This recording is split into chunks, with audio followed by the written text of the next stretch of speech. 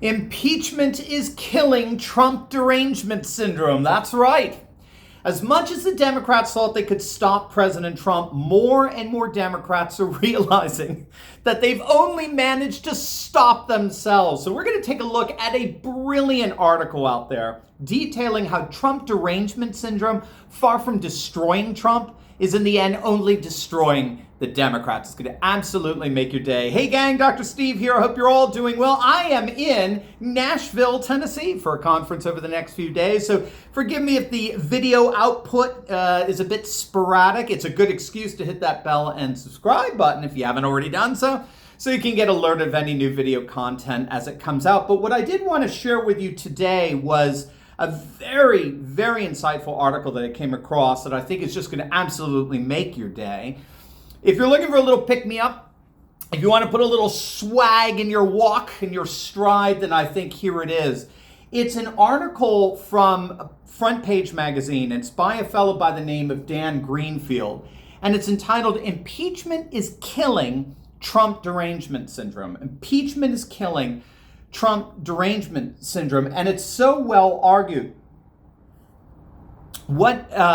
And I want to share just the basic gist of the article with you. Basically, Greenfield's arguing here that there's a lot of evidence that suggests that impeachment is becoming the Democrats' final failure, as it were.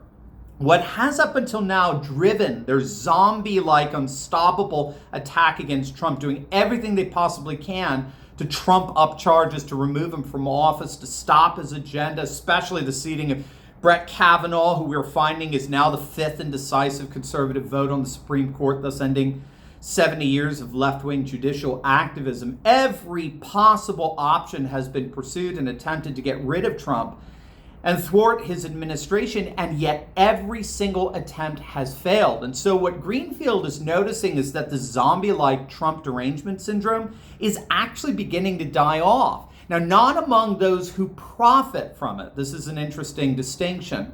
So the Democrats in Congress, the editors at the New York Times, they're still filled with Trump derangement syndrome because they're profiting off of it. But the left-wing masses, the rank and file, they're just beginning to lose faith in it all.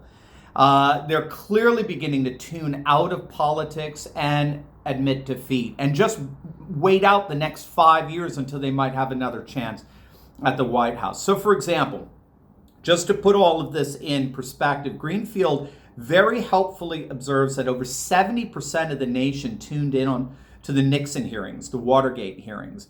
Live coverage for the Iran-Contra hearings involving Oliver North during the Reagan administration, that beat out all daytime television ratings. 20 million people tuned in to watch the whole Anita Hill accusations against the Supreme Court Justice nominee Clarence Thomas. 20 million watched the same shenanigans by the Democrats against Brett Kavanaugh. So the Democrats obviously, in a sense, thought that these televised hearings might possibly work in their favor, at least in terms of ratings. I don't quite know why they thought they would win, since it was only the Nixon situation where a Republican suffered. Everyone else got off scot-free. But at least I can understand the Democrats thinking, wow, we can do this amazing impeachment trial and we'll draw such a major crowd and we'll get so much support. So the numbers are in. And the first day of the Senate impeachment trial drew 12 million. Now, keep in mind, 71% of the nation watched Watergate, okay? Trump's trial, first day in the Senate, couldn't even get 12 million, okay? That was the first day.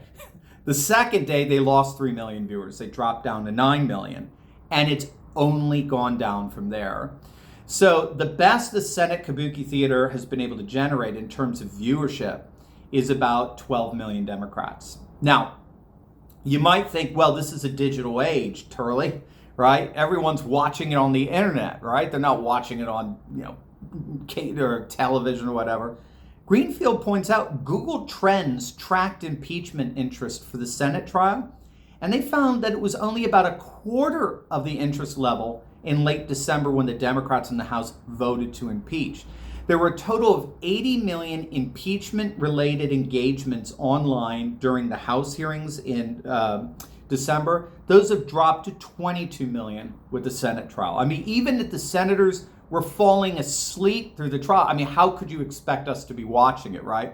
The simple fact of the matter is that Kobe Bryant's tragic death and the outbreak of the coronavirus are getting infinitely bigger audiences than the impeachment hearings and trial. And what Greenfield points out is that the Democrats have now spent years trying to build their case against President Trump.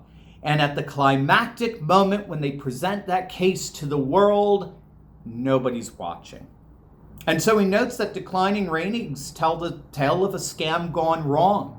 The Marxist media spent years now, 3 years, promising their liberal constituency that Trump would be removed one way or the other, invoking the 25th Amendment, the Mueller investigation, Ukraine, impeachment, now John Bolton, right, who is the swamp, who Tucker Carlson rightly calls a snake.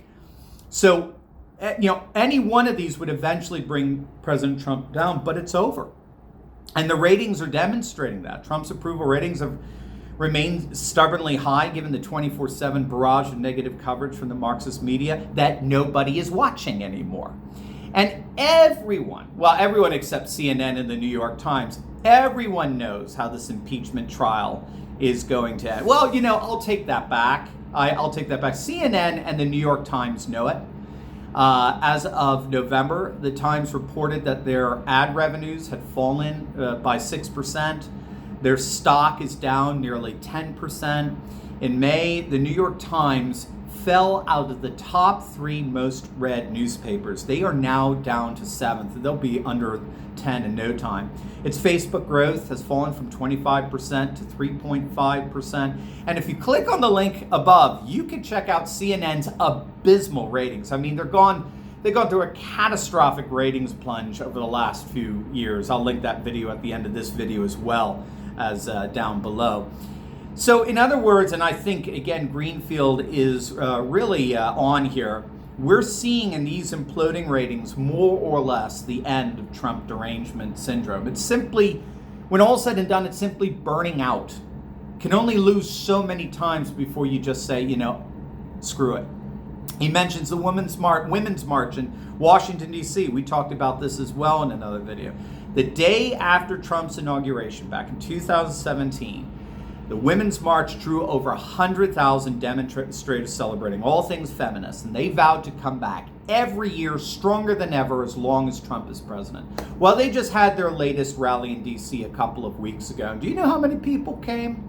They couldn't even draw 10,000. It gets even better. Greenfield notes that in putting all of their efforts in Comey and Mueller and Schiff and Nadler and Pelosi and impeachment, focusing all of their attention to try to artificially remove Trump from office, they neglected 2020. And they're thus left now, these Democrats are left with some of the weakest candidates imaginable. It's either Bernie or Biden. Think about it. Pocahontas or Bloomberg. And this is all happening during an economy that is surging beyond anything anyone ever dreamed of. A stock market about to break 30,000 in its index.